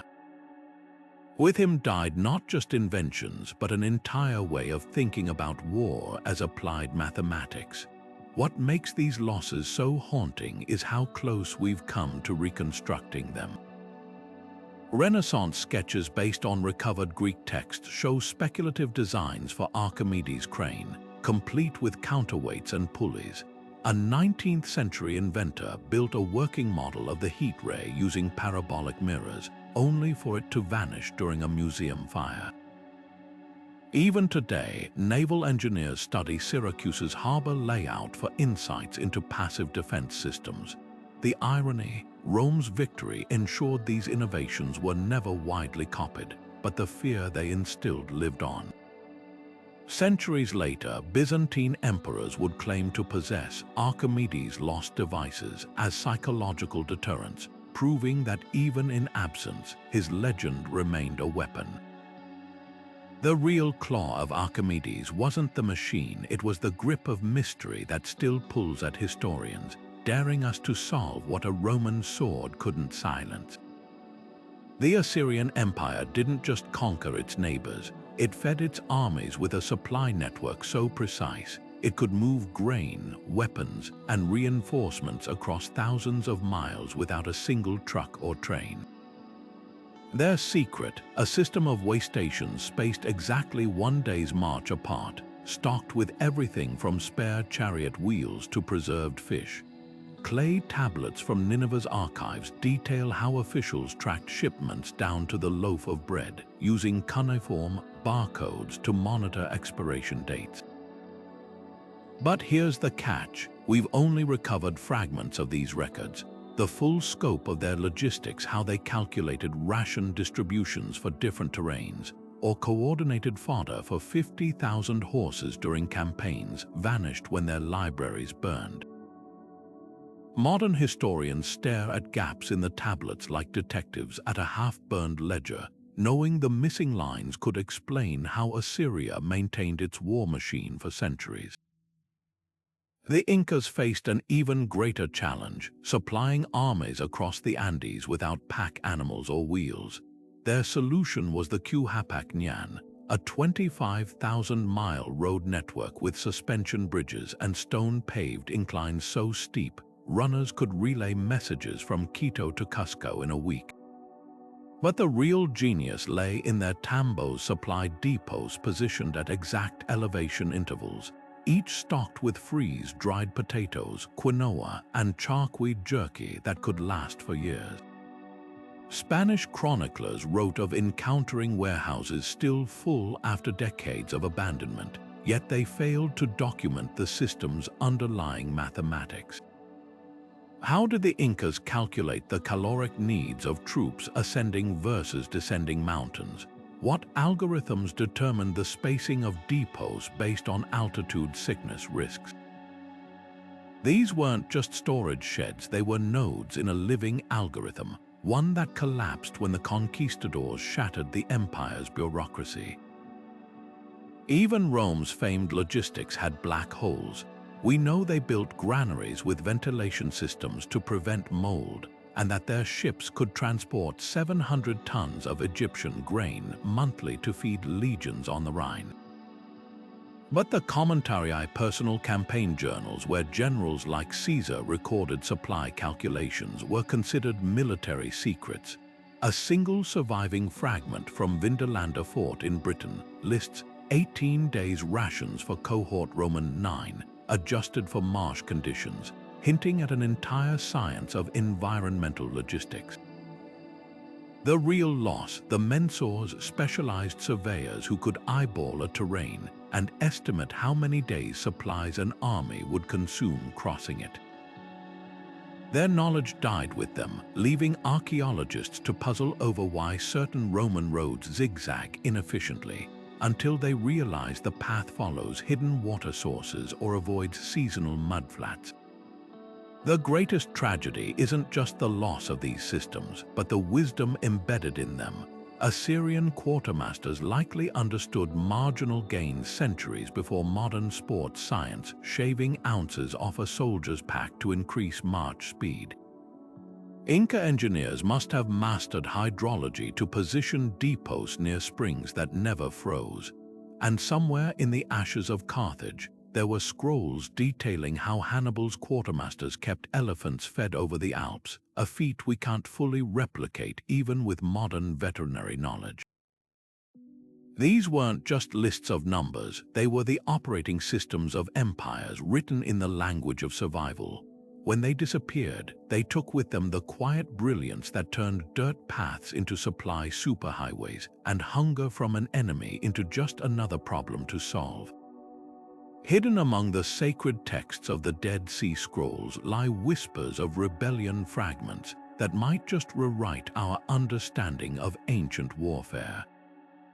While most know these manuscripts for their biblical significance, few realize they also contain cryptic references to military tactics used by Jewish rebels against Rome. Take the famous War Scroll, a text so charged with martial imagery it reads like a divine battle plan. Columns of light and darkness clash in its verses, not just as metaphor, but possibly as coded references to guerrilla strategies. Some scholars believe phrases like, "the sons of light shall attack in 7 formations," describe actual battlefield maneuvers used by the Essenes or Zealots, turning spiritual allegory into practical resistance. The real intrigue lies in what wasn't preserved.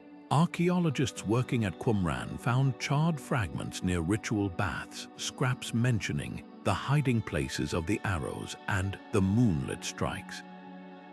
These could be echoes of a lost manual for asymmetric warfare, teaching rebels how to ambush Roman patrols under cover of darkness. One particularly tantalizing scrap lists the 3 times for silence, possibly referring to optimal moments for stealth attacks based on guard rotations. The Essenes, often portrayed as pacifist monks, may have secretly documented Rome's vulnerabilities, burying their knowledge in jars to await the right moment. Then there's the mystery of the Copper Scroll. Unlike its leather counterparts, this metal document lists hidden caches of treasure, gold, silver, and, intriguingly, implements. Could these have included weapons? A recently deciphered passage mentions 70 talents beneath the tower, with some historians speculating talents might refer to arrow bundles or siege equipment weights. The scroll's cryptic directions, once thought to lead to temple wealth, might instead map rebel armories scattered across the Judean desert. Rome's brutal response to the Jewish revolt helps explain why so little survives. After crushing Masada in 73 CE, the empire systematically purged insurgent texts, making the Dead Sea Scrolls' survival all the more miraculous. A Greek account by Josephus mentions zealot leaders burning their own scrolls during the siege of Jerusalem, rather than let them fall into Roman hands. What secrets went up in those flames? Perhaps manuals on urban sabotage, or techniques for turning Jerusalem's maze-like alleys into killing zones. Modern technology is teasing new clues from these ancient fragments. Multispectral imaging on a previously blank patch of the war scroll revealed ghostly ink traces, a diagram of what appears to be a fortified position with overlapping fields of fire. Elsewhere, algorithmic analysis of word frequencies uncovered unexpected parallels between the scrolls and Roman military dispatches describing the bandits' devilish tricks. These weren't random insurgents. They were tacticians who may have studied Rome's own manuals against them. The greatest loss isn't just the texts themselves, but the context around them. Without understanding the Essene calendar's role in timing attacks, or how zealot signals mimicked bird calls to coordinate without detection, we're left with half the story. Even the scroll's physical hiding spots hint at strategy, caves chosen not just for preservation, but for their sight lines to Roman roads below. Every recovered fragment is a battle cry across centuries, a reminder that some wars are fought with pens as well as swords, and that the most dangerous ideas are the ones even fire can't fully erase. The Library of Pergamon stood as a fortress of knowledge, its shelves groaning under the weight of military treatises that could have rewritten history. While Alexandria's library often steals the spotlight, Pergamon's collection was no less revolutionary, especially when it came to the art of war. Imagine scrolls detailing the siegecraft of Alexander's successors, or tactical manuals from Anatolian generals who outmaneuvered Rome itself. This wasn't just a repository, it was a war college in parchment form, where the strategies of empires were distilled into ink. Yet when Pergamon fell into decline, its treasures scattered like leaves in a storm, leaving us to wonder how many game-changing tactics turned to dust in its abandoned halls. One of the greatest losses might be the works of Attalid kings, who ruled Pergamon with a blend of scholarly curiosity and military genius. Their archives allegedly contained diagrams of revolutionary siege engines, torsion catapults capable of hurling stones with pinpoint accuracy, and mobile towers that could be disassembled and carried through mountain passes. A single reference in a Roman engineer's notebook mentions the Pergamon winch, a device for hauling battering rams uphill, but without the original blueprints, we're left reverse engineering from a footnote.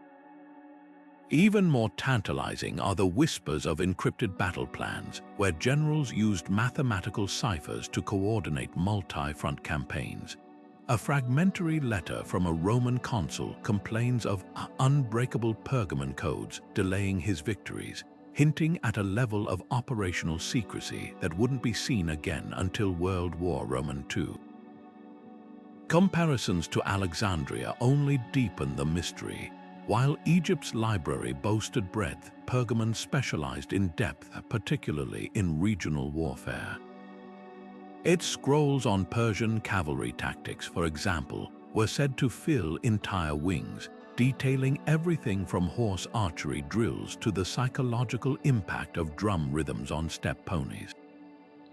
Unlike Alexandria's cosmopolitan collections, Pergamon's archivists focused on curating knowledge that gave their kingdom an edge. A Byzantine historian later lamented that the library's decline meant the loss of 1,000 tricks, everything from how to poison wells without detection to the optimal spacing of pikemen in rocky terrain. The real tragedy lies in how Pergamon's knowledge might have bridged cultural gaps. Its location at the crossroads of Greece and Asia Minor made it a melting pot of military thought. Imagine treatises comparing Spartan phalanxes with Parthian horse archery, or scrolls analyzing how Hannibal's Alpine crossing could have been improved. A surviving inventory list mentions a now-lost comparative art of war, which allegedly dissected the strengths of every major army from Carthage to Mauryan India. Without it, we're left with a fractured understanding of how these cultures learn from one another. Archaeology offers glimmers of hope. Recent digs at Pergamon's Acropolis uncovered a scribe's workshop with peculiar findings: clay tablets bearing battle diagrams pressed into wax before being erased and reused. Multispectral imaging revealed ghostly outlines of troop formations, including a peculiar crescent-shaped deployment, unlike anything in surviving Greek or Roman manuals. Elsewhere, chemical analysis of inkwells found traces of metals used in invisible ink recipes described in Roman espionage accounts. These fragments suggest Pergamon's librarians weren't just preserving knowledge. They were actively experimenting with it, creating a living laboratory of warfare. What sets Pergamon apart from other ancient libraries is its targeted utility. Where Alexandria aimed to collect all the world's knowledge, Pergamon's archivists seemed to ask, what wins battles? Its destruction wasn't a single catastrophic fire, but a slow unraveling scrolls sold off as curiosities, parchments repurposed as bookbinding material, and irreplaceable manuals crumbling in damp storerooms. The closest parallel might be the imperial war colleges of China, whose libraries were deliberately purged during dynastic transitions. Like those lost Chinese texts, Pergamon's archives likely contain the kind of hard-won insights that only emerge when scholarship meets the desperation of survival. Today, historians piece together clues from unlikely places. A medieval Armenian manuscript cites a Pergamon stratagem for defending mountain passes using synchronized rock slides. A Venetian merchant's diary describes a now-vanished scroll on psychological warfare, where Attalid generals used polished shields to flash coded messages across valleys. Even the layout of Pergamon's ruins hints at its priorities, its scriptorium positioned far from the main reading rooms, as if to keep military scribbling separate from philosophical debates. These scattered breadcrumbs form a trail leading to one unsettling conclusion. We may have lost more than just books when Pergamon faded. We lost an entire school of strategic thought, one that treated warfare not as brute force, but as a high-stakes chess game where knowledge was the ultimate weapon. Technology is breathing new life into strategies once thought gone forever, not through dusty scrolls, but through algorithms and infrared light. Take the Leon Levy Dead Sea Scrolls digitization project, where multispectral imaging peels back centuries of damage to reveal ink invisible to the naked eye.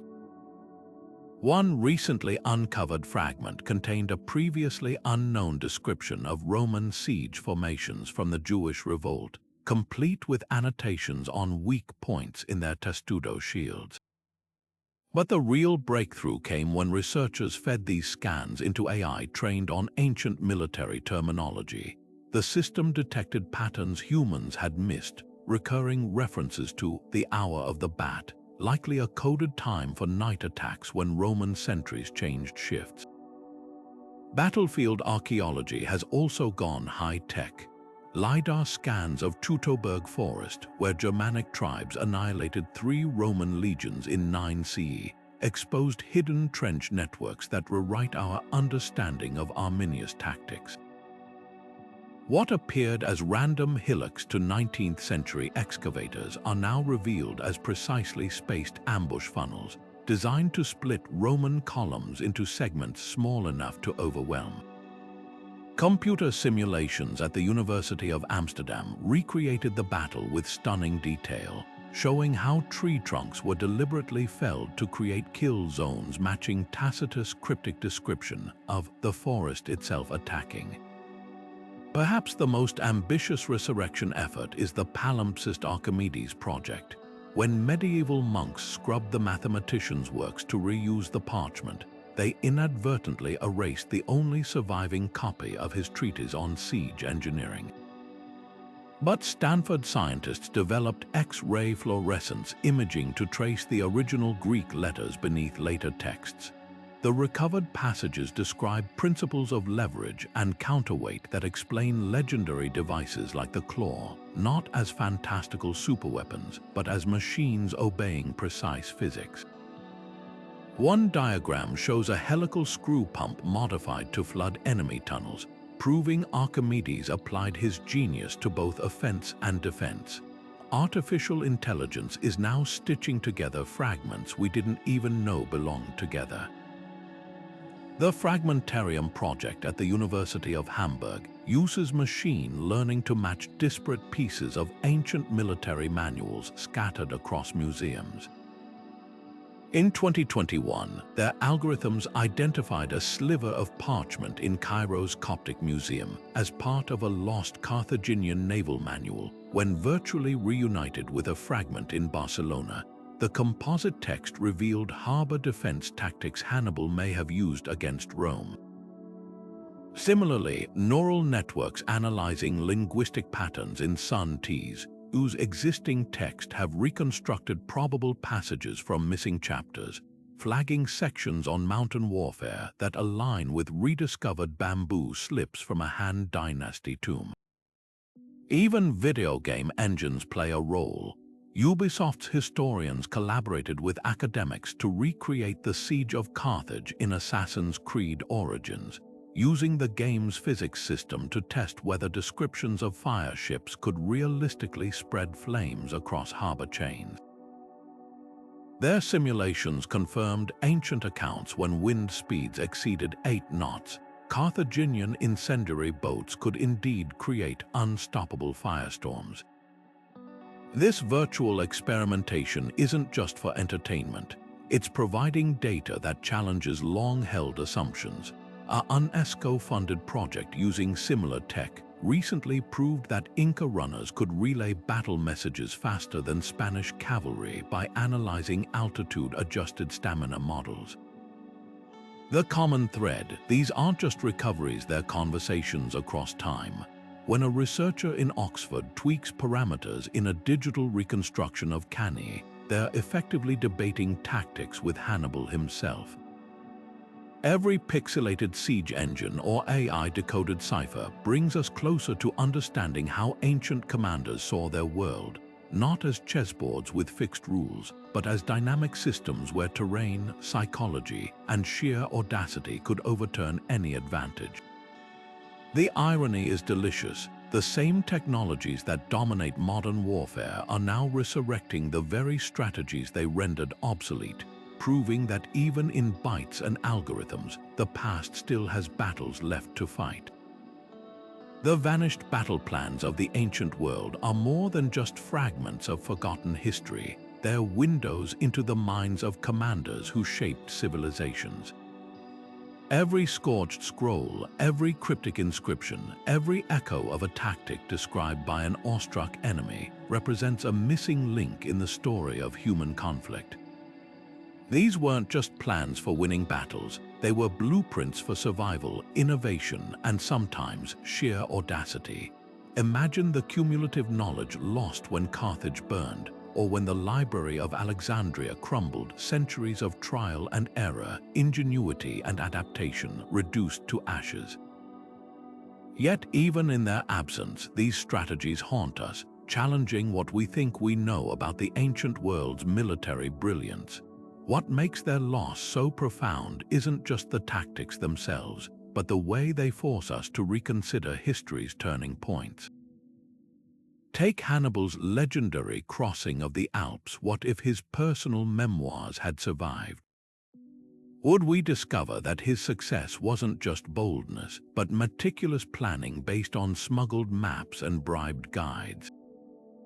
Or consider the Mongol Empire's lightning-fast conquests. How much of their success relied on verbal codes and unrecorded signaling systems that died with the last horsemen who knew them? These gaps in our knowledge aren't just empty spaces, they're invitations to rethink the narratives we've taken for granted. Modern technology offers hope, though. Advances like multispectral imaging and AI-powered language reconstruction are pulling ghosts from the margins of history. A faded scrap of parchment, dismissed for centuries as blank, might suddenly reveal Sun Tzu's notes on mountain warfare. A Roman soldier's graffiti scratched into a barrack wall could hint at a forgotten drill that gave legions their edge. Every time a new piece of the puzzle surfaces, it doesn't just add to the picture, it shifts the frame entirely. The recent discovery of Assyrian clay tablets detailing supply chain mathematics, for example, overturned assumptions about how ancient empires sustained their armies across vast distances. But beyond the thrill of discovery lies a deeper question. What could these lost strategies teach us about conflict today? Ancient commanders faced challenges startlingly similar to modern ones: logistical nightmares, psychological warfare, the balance between discipline and adaptability. The Roman testudo formation wasn't just a shield wall, it was a lesson in unity under pressure. The guerrilla tactics of Celtic warriors weren't just hit-and-run attacks. They were masterclasses in leveraging terrain against superior forces. These weren't primitive brutalities, they were sophisticated systems of thought, born from necessity and refined through generations. Perhaps the greatest lesson isn't in the tactics themselves, but in the humility they demand. For all our technological advancements, we're still piecing together the brilliance of those who fought with bronze and leather, who moved armies without radios, who outthought enemies without satellites. Their secrets remind us that strategy isn't just about weapons or numbers. It's about imagination, adaptability, and sometimes the willingness to vanish into the fog of war, leaving your opponents guessing for millennia.